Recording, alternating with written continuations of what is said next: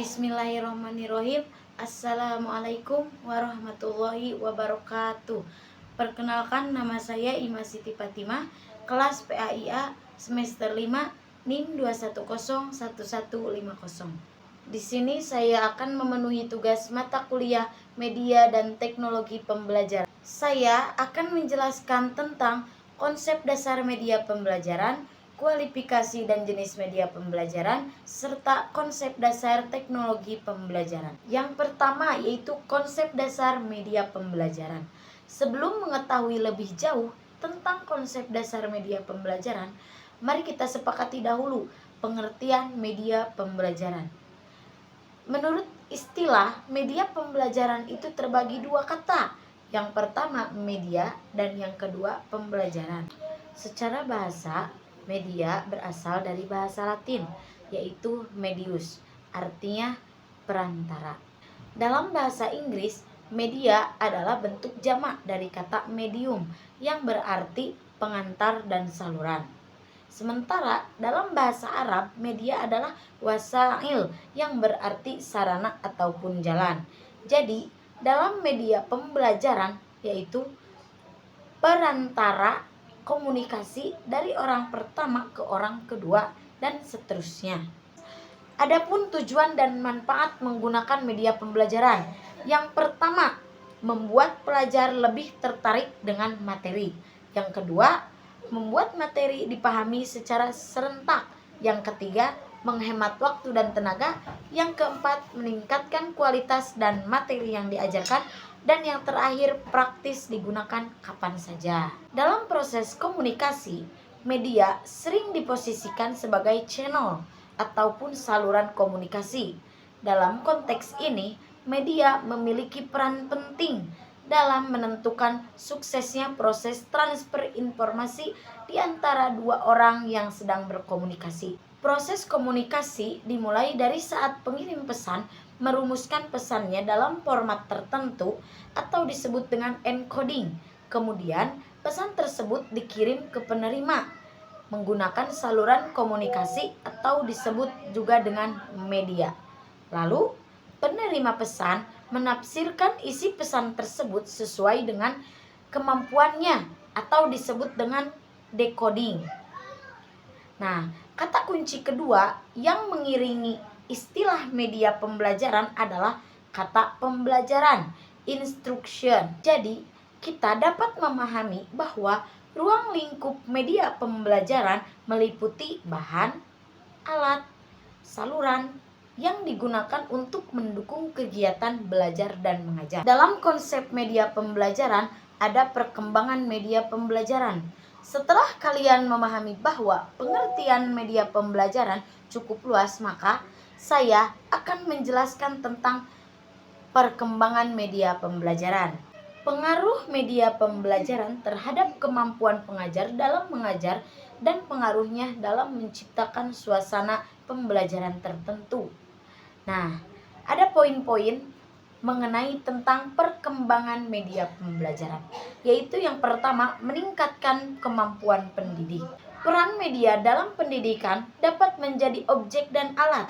Media sebagai objek berarti media pembelajaran dapat digunakan sebagai sumber belajar.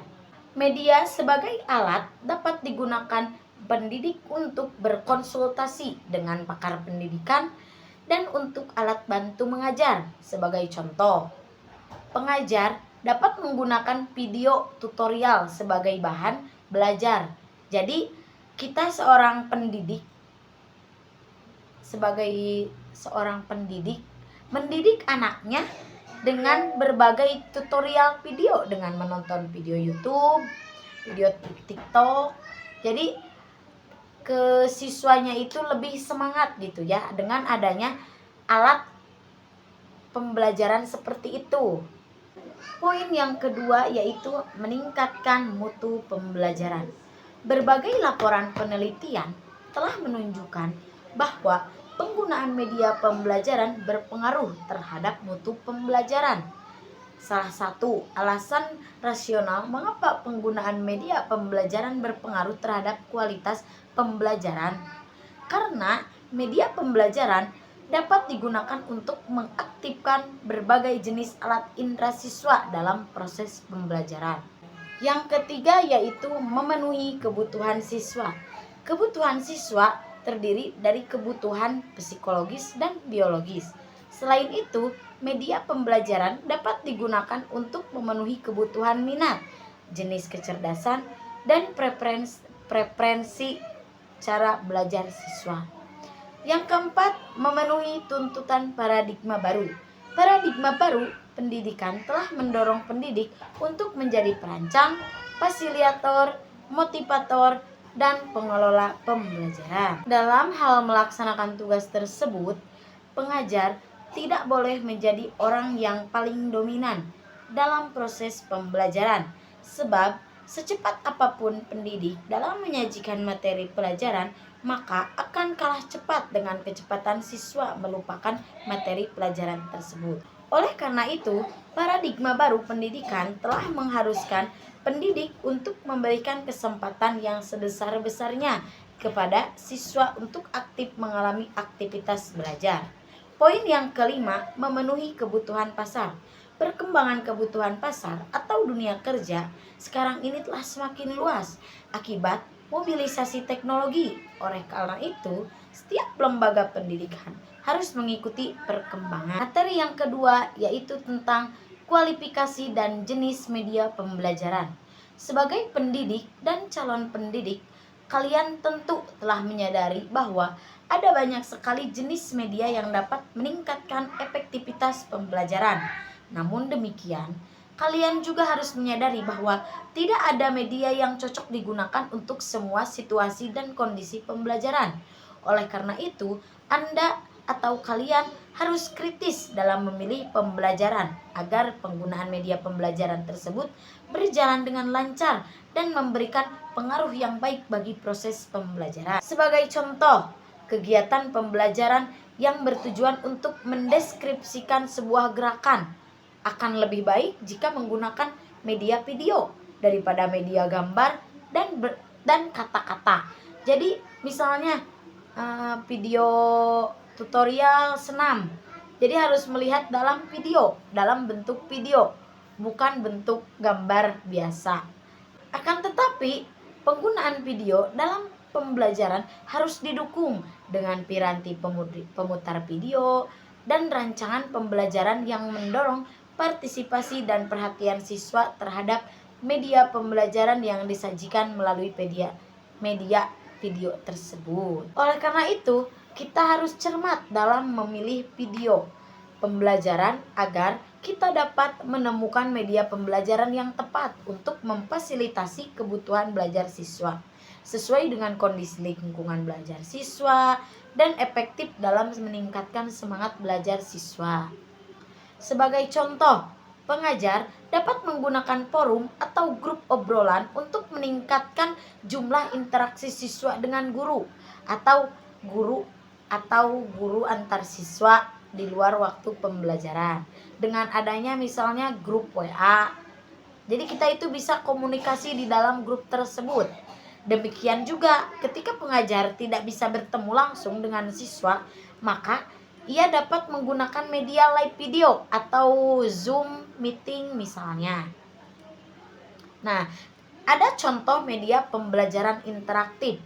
Dalam kegiatan pembelajaran, media interaktif kerap digunakan sebagai alat bantu mempermudah guru dalam mengajarkan materi kepada muridnya. Selain sistemnya yang interaktif, media yang satu ini memang merupakan favorit bagi sebagian anak-anak.